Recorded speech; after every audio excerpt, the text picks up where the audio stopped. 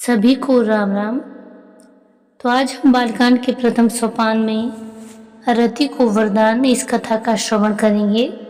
तो आइए श्रवण करते हैं। पिछली कथा यहाँ पे विराम हुई थी कि जब कामदेव जी ने अपने 5 बाण शिवजी जी के हृदय पे मारे थे और उनकी समाधि टूट गई, तो वो क्रोधित हो गए और उन्होंने वहीं पे कामदेव जी को भस्म कर दिया। तो उसके बाद रति जी ने बहुत प्रकार से विलाप किए और भगवान शिव जी ने उन्हें वरदान दिया। तो आइए कथा शुरू करते हैं। भगवान शिव जी कहते हैं, हे रति, अब से तेरे स्वामी का नाम अनंग होगा, वो बिना ही शरीर के सबको व्यापेगा। अब तू अपने पति से मिलने की बात सुन।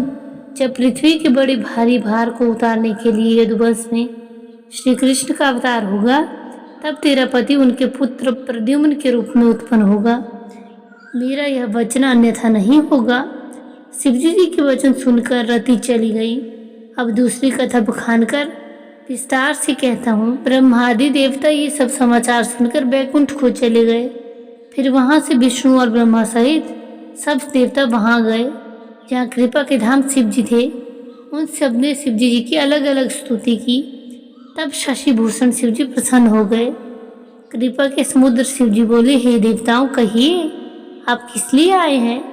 ब्रह्मा जी ने कहा, हे प्रभु, आप अंतर्यामी हैं, तथापि हे स्वामी, भक्तिवश में आपसे मैं विनती करता हूँ।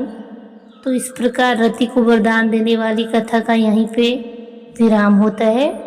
और आगे की कथा है देवताओं का शिव जी से विवाह के लिए प्रार्थना करना और सप्त ऋषियों का पार्वती के पास जाना।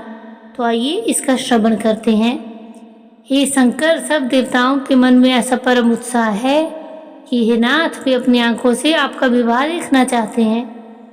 हे कामदेव के मद को चूर करने वाले, आप ऐसा कुछ कीजिए जिससे सब लोग इस उत्सव को नेत्र भर कर देखें। हे कृपा के सागर, कामदेव को भस्म करके आपने रति को जो वरदान दिया सो बहुत ही अच्छा किया। हे नाथ, श्रेष्ठ स्वामियों का यह सहज स्वभाव है कि वे पहले दंड देकर फिर कृपा किया करते हैं। पार्वती ने अपार तप किया है, अब उन्हें अंगीकार कीजिए।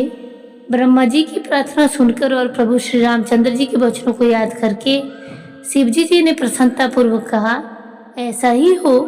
तब देवताओं ने नगाड़े बजाए और फूलों की वर्षा करके कहा, जय हो देवताओं के स्वामी, जय हो, ऐसा कहने लगे। उचित अवसर जानकर सप्तऋषि आए और ब्रह्मा जी ने तुरंत ही उन्हें हिमाचल भेज दिया। वे पहले वहां गए जहां पार्वती जी थी और उनसे छल भरे, मीठे, विनोद युक्त, आनंद पहुंचाने वाले वचन कहे। नारद जी के उपदेश से तुमने उस समय हमारी बात नहीं सुनी थी। अब तो तुम्हारा प्रण झूठा हो गया, क्योंकि महादेव जी ने काम को ही भस्म कर डाला। तो इस प्रकार यहाँ पे मासपरायण तीसरा विश्राम होता है। तो आगे की कथा शुरू करते हैं। यह सुनकर पार्वती जी मुस्कुराई और बोली, हे विज्ञानी मुनिवरों, आपने उचित ही कहा। आपकी समझ से शिवजी जी ने कामदेव को अब जलाया। अब तक तो वे विकार युक्त ही रहे, किंतु हमारी समझ से तो शिवजी सदा ही योगी, अजन्मे, अनित्य, काम रहित और भोगहीन है। और यदि मैंने शिवजी को ऐसा समझकर ही मन, वचन और कर्म से प्रेम सहित उनकी सेवा की है, तो हे मुनीश्वरों, सुनिए, वे कृपा निधान भगवान मेरी प्रतिज्ञा को सत्य करेंगे। आपने जो यह कहा कि शिवजी जी ने कामदेव को भस्म कर दिया, यही आपका बड़ा भारी अविवेक है। हे तात, अग्नि का तो यह सहज स्वभाव ही है कि पाला उसके समीप कभी जा ही नहीं सकता और जाने पर अवश्य नष्ट हो जाएगा। महादेव जी और कामदेव के संबंध में भी यह न्याय समझना चाहिए। पार्वती जी के वचनों को सुनकर और उनका प्रेम तथा विश्वास देखकर मुनि हृदय में बड़े प्रसन्न हुए। वे भवानी को सिर नवाकर चल दिए और हिमाचल के पास पहुँचे। उन्होंने पर्वतराज हिमाचल को सब हाल सुनाया। कामदेव का भस्म होना सुनकर हिमाचल बहुत दुखी हुए। फिर मुनियों ने रति के वरदान की बात कही। उसे सुनकर हिमान ने बहुत सुख माना।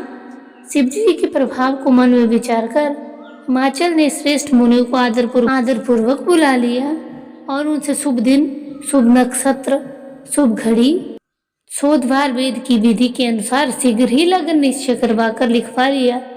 फिर हिमाचल ने वह लगन पत्रिका सप्तऋषियों को दे दी और चरण पकड़कर विनती की। उन्होंने जाकर वह लगन पत्रिका ब्रह्मा जी को दी। उसको पढ़ते समय उनके हृदय में प्रेम समाता न था। ब्रह्मा जी ने लगन पढ़कर सबको सुनाया। उसे सुनकर सब मुनि और देवता का सारा समाज हर्षित हो गया। आकाश से फूलों की वर्षा होने लगी, बाजे बजने लगे और 10 दिशाओं में मंगल कलश सजा दिए गए। तो इस प्रकार आज की कथा को हम यहीं विराम देते हैं। कल हम शिवजी जी की विचित्र बारात और विवाह की तैयारी इसका श्रवण करेंगे। तब तक के लिए आप सब श्रोताओं को जय श्री राधे श्याम, जय श्री सीताराम।